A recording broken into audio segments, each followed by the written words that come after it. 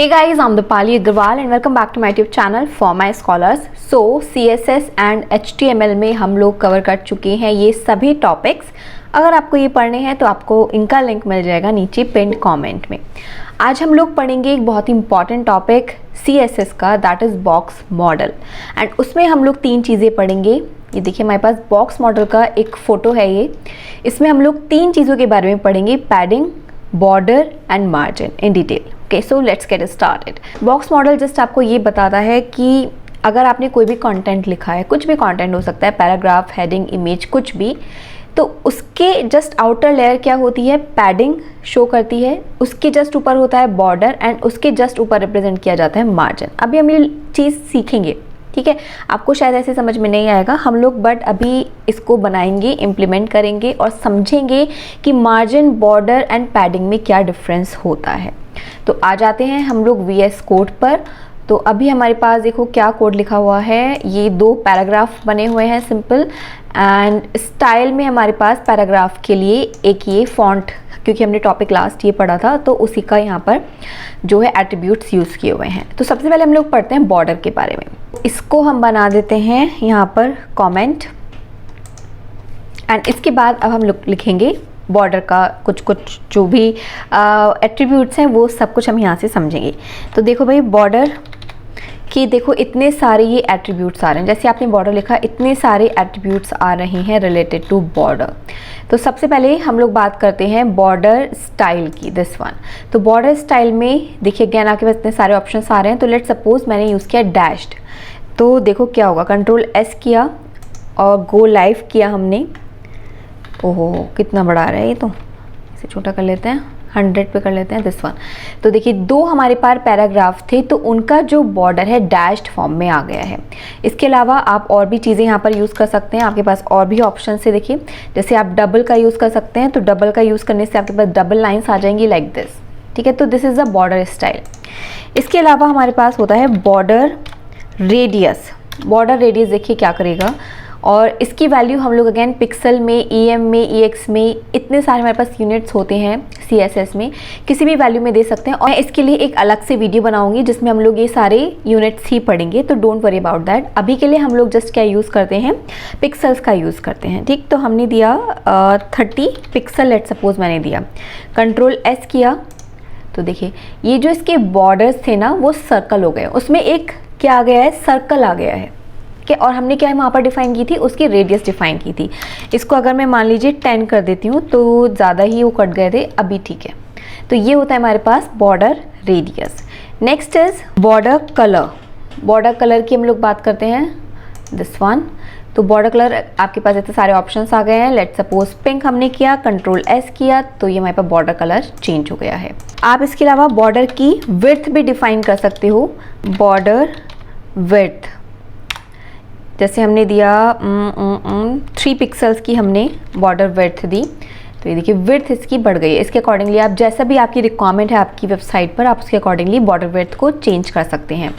Okay, अभी हमारे पास एक एट्रीब्यूट आता है border, this one, border top, left, right and bottom. ये देखते हैं क्या होते हैं। तो लेट सपोज टॉप की बात करती हूँ, तो यहाँ पर हम लोग 3 पैरामीटर्स देंगे और उसी सीक्वेंस में यहाँ पे ये पैरामीटर्स भी आ रहे हैं। देखो सबसे पहले हम लोग देंगे कि उसकी विड्थ क्या होगी, टॉप बॉर्डर की विड्थ क्या होगी। तो सबसे पहले आप इसमें देंगे बॉर्डर की विड्थ। यहाँ पर अगर देखिए बॉर्डर टॉप पे आप कर्सर लेके आए तो इसका सिंटेक्स भी ये दे रहा है कि लाइन की विड्थ देंगे, लाइन का स्टाइल देंगे एंड देन कलर देंगे। तो स्टाइल हम लोग चाहते हैं कि हमारे पास आ जाए सॉलिड, एंड जो कलर है वो आ जाए हमारे पास क्रिम्सन। Ctrl+S करते हैं, तो ये देखिए हमारे पास जो टॉप बॉर्डर था उसकी स्टाइलिंग चेंज हो गई। इसी तरीके से आप सारे बॉर्डर्स की स्टाइलिंग चेंज कर सकते हो, अलग अलग कर सकते हो। तो बॉर्डर बॉटम में मुझे चाहिए 5 पिक्सल्स, एंड ये चाहिए मुझे डैश्ड, एंड कलर मुझे चाहिए सियान, होता है, यस। Ctrl+S किया, तो ये आपके पास देखिए जो बॉटम बॉर्डर था वो चेंज हो गया। इसी तरीके से आप इसका बॉर्डर का लेफ़्ट एंड राइट दोनों चेंज कर सकते हैं। तो ये सब पैरामीटर्स आप चेंज कर सकते हो अकॉर्डिंगली। इसी तरीके से हमारे पास अब क्या आता है, जो हमने यहाँ पर राउंडेड कॉर्नर्स दिए थे, इनके भी चारों कॉर्नर्स को हम लोग अलग अलग रेडियस दे सकते हैं। कैसे, रेडियस की बात हम लोग कर रहे हैं तो उसके लिए हमारे पास पैरामीटर होता है this one, border bottom left radius, top left radius, top right radius and bottom right radius. तो देखते हैं क्या होता है। बॉटम लेफ्ट रेडियस की अगर हम बात करें तो सबसे पहले हमें यहाँ पर वैल्यू जो देनी है, इसका देखो सिंटेक्स आगे आपके पास, लेंथ परसेंटेज हमें देनी है, ठीक है। आप इसे परसेंट में भी दे सकते हो या फिर पिक्सल्स की फॉर्म में भी दे सकते हो। तो मैंने पिक्सल्स की फॉर्म में ही अभी इसको दी है वैल्यू। कंट्रोल एस किया तो बॉटम का लेफ्ट रेडियस यानी कि दिस वन, ये चेंज हुआ है यहाँ पे, बॉटम का लेफ्ट दिस वन, केवल ये वाला चेंज हुआ है। यहाँ पर हमें स्लाइटली चेंजेस हुए हैं तो इसलिए पता नहीं चल रहे हैं। 70 पिक्सल्स अगर मैं कर देती हूँ, अब देखते हैं तो ये देखो बॉटम का लेफ्ट जो बॉर्डर था वो यहाँ से चेंज हो गया अकॉर्डिंगली जैसे हमने वैल्यूज सेट की हैं। तो इसी तरीके से आप जो चारों बॉर्डर्स हैं उनको सेट कर सकते हैं, जिसके लिए हमारे पास ये सारे के सारे पैरामीटर्स होते हैं।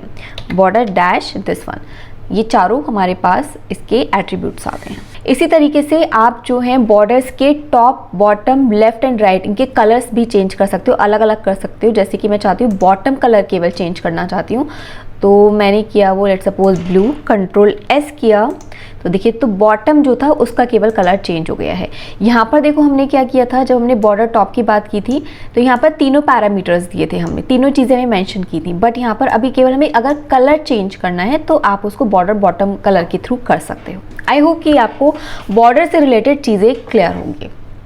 तो पहले इसका ना होलिया थोड़ा सा सही कर लेते हैं, कुछ ज़्यादा ही अजीब सा हो गया है ये, ठीक है। अभी सही है। अभी हमारे पास सिंपल सा ये एक बॉर्डर है जिसके अंदर हमने कंटेंट लिखा हुआ है। अभी हम लोग बात कर रहे हैं मार्जिन की, तो मार्जिन में चलते हैं। तो देखो मार्जिन से रिलेटेड हमारे पास अगेन इतने सारे एट्रीब्यूट्स हैं। तो सबसे पहले हम लोग बात करते हैं केवल मार्जिन की बात करते हैं। तो मार्जिन अगर केवल मैं लूँगी तो ये मेरा चेंज करेगा चारों तरफ से, चारों के चारों साइड से ये मार्जिन को चेंज करेगा। कैसे देखते हैं हम लोग। 50 पिक्सल्स मैंने किया तो देखिए हमारे पास ये जो दोनों पैराग्राफ्स हैं इनका जो मार्जिन है वो बढ़ गया है इस वेब पेज के टॉप से, लेफ्ट से, राइट से एंड बॉटम से, ठीक है। वो कितना हो गया, 50 पिक्सल हो गया, ठीक है। मार्जिन देखिए अभी मैं करती हूँ 100, कंट्रोल एस। अभी इसके पास 100 जो है 100 पिक्सल का मार्जिन है from all the corners of this web page. I hope कि आपको क्लियर होगा, ठीक है। अब मान लीजिए कि आपको सारे मार्जिन चेंज नहीं करने, आप सिर्फ कुछ मार्जिन चेंज करना चाहते हो, तो हम लोग उसके लिए क्या यूज़ कर सकते हैं, मार्जिन टॉप अगर मैं चेंज करना चाहती हूँ, अगर वो चाहती हूँ मैं 30 पिक्सल्स का करना, तो देखो क्या होगा, कंट्रोल एस किया तो अभी इस पैराग्राफ का जो मार्जिन है वो कितना हो गया, 30 पिक्सल हो गया है। बट बॉटम से अभी भी 100 है।